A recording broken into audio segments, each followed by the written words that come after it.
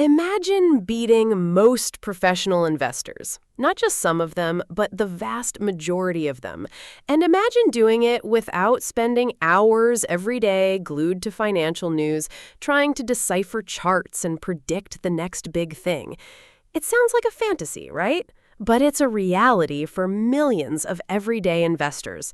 Their secret isn't some complex algorithm or insider tip. It's a beautifully simple, almost boring strategy, the index fund. Think of an index fund as a big basket holding tiny pieces of many different companies. Instead of gambling on which single stock will skyrocket, you own a small slice of the entire market. For example, an S&P 500 index fund gives you ownership in hundreds of America's largest, most established corporations. You're not betting on one horse, you're betting on the entire race. This approach directly tackles the biggest enemy of the average investor, themselves. We've all seen it. A stock gets hot, everyone's talking about it, so people jump in and buy at the peak. Then the market dips, panic sets in, and they sell at a loss. This cycle of chasing winners and reacting with fear is a surefire way to hurt your long-term returns.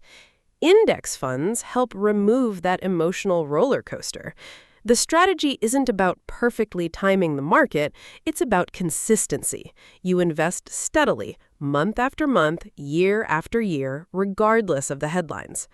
Now, does this boring strategy actually work?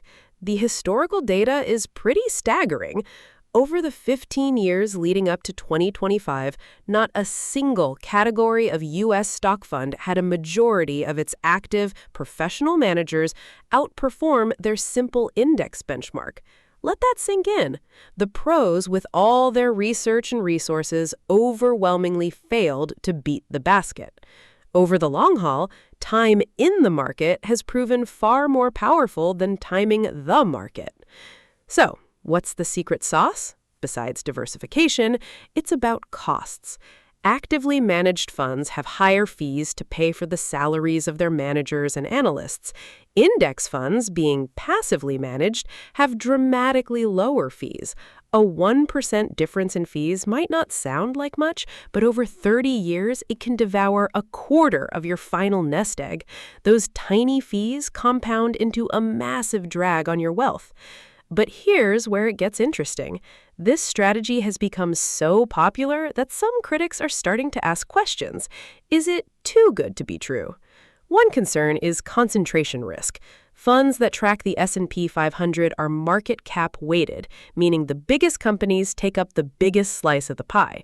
Recently, the top 10 stocks have made a record portion of the index, creating a hidden vulnerability. If a few of those tech giants stumble, the whole index feels it.